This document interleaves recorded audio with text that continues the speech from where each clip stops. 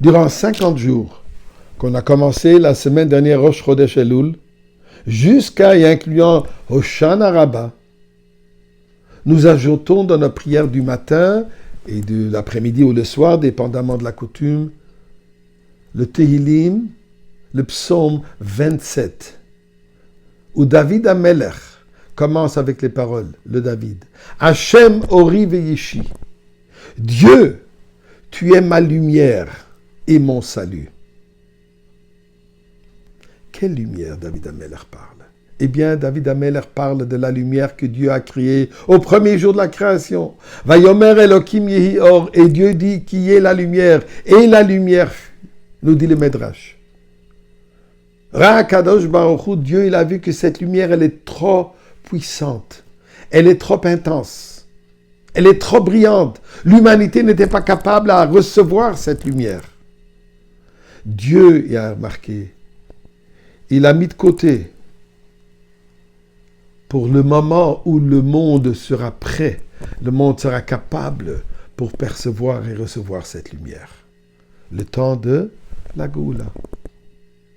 Donc David Amelech, il prie, Ori Veyishi, je veux cette lumière. C'est à cette lumière que j'aspire. Et Dieu a cette lumière que j'aspire. Il n'y a rien qui m'effraie, il n'y a rien qui va m'arrêter pour atteindre le moment où cette lumière va briller. Donc pendant ces 50 jours, nous lisons cette prière. Les mystiques tirent l'attention au fait que dans ce Mizmor, le nom d'Akadosh Baruch Hu, le nom de Yud-Kei Vav-Kei, est mentionné 13 fois.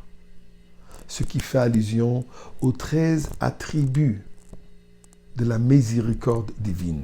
D'ailleurs, le nom Yud-Kei Vav-Kei représente la miséricorde divine. Que d'ailleurs Moshe Rabbeinu, quand il est monté sur le mont Sinaï, à 3 reprises, après le péché du veau d'or qu'Am Israël a fait dans le désert, où Moshe Rabbeinu est parti monter à Kadosh Baruch Hu pour plaidoyer la cause juive, pour plaidoyer et demander le pardon, que Dieu pardonne Am Israël pour ce péché terrible qu'ils ont fait. La 3e fois qu'il est monté était Rosh Chodesh Elul. Et il est resté là-bas pendant 40 jours. Et pendant ce moment, il a invoqué le Hachem, Hachem, Keil Rachum V'Chanun, la miséricorde divine. Pourquoi la miséricorde? Parce que la miséricorde représente la bonté divine qui dépasse toutes les limites. D'ailleurs, le nom Yud-Kei Vav-Kei représente l'aspect infini d'Akadosh Baruch Hu. Yud-Kei Vav-Kei, le passé, le présent, le futur, est tout ensemble, au-delà de toute limite.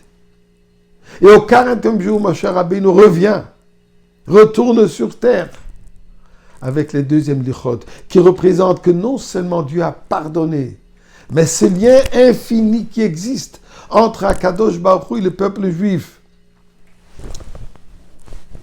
indiqué, représenté par ces lichot, qui est le contrat de mariage entre Akadosh Baruch Hu et nous. Ce lien infini qui est représenté par ce réponse à la plaidoyerie des 13 attributs. Donc pour cela, durant ce moment, nous prions à Kadosh Baruch Hu avec ce terme de Yud-Kei Vav-Kei, les 13 attributs de miséricorde. Mais que prions-nous? Qu'est-ce que nous demandons?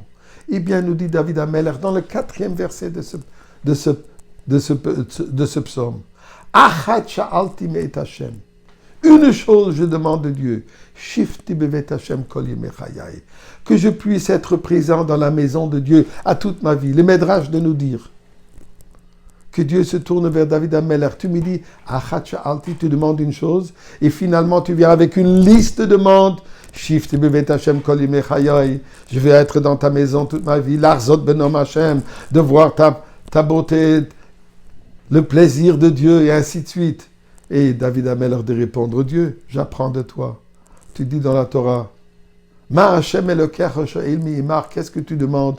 Qui me liera jusqu'on te craint. Et ensuite tu viens avec 613 mitzvot. Eh bien, tu demandes une chose, tu dis que tu demandes une chose, mais ceci vient avec 613 mitzvot. Je fais la même chose. C'est quoi la réponse que David Amelech dit? Eh bien, il dit très simple. Les 613 mitzvot et toutes mes demandes que j'ai, Elles sont toutes incluses dans un but, qui est quoi? Shift Bevet Hashem. Qu'on atteigne déjà le moment, qu'on arrive à ce moment, qu'on puisse se retrouver dans ta maison. Ta maison, c'est quoi? Le Bet Hamikdash. Et c'est de là où se Ori, cette lumière, va se propager. C'est de là où cette lumière va briller. Et c'est ça ce que nous demandons à la préparation de nouvelle année. Tous nos demandes sont tous inclus dans ce concept, dans cette réalité, dans ce besoin de Bet Hashem, la maison de Dieu. Et pour ça, 50. 50 représente l'au-delà des 49, 7 fois 7, que nous avons reçu la Torah au 5e jour, après Sfirat HaOmer. C'est ce que nous demandons à Kadosh Baruch Hu. Ribono Shel Olam. Donne-nous le Bet Hamikdash. Illumine le monde avec cette lumière infinie. Ceci va inclure toutes nos prières et toutes les barachot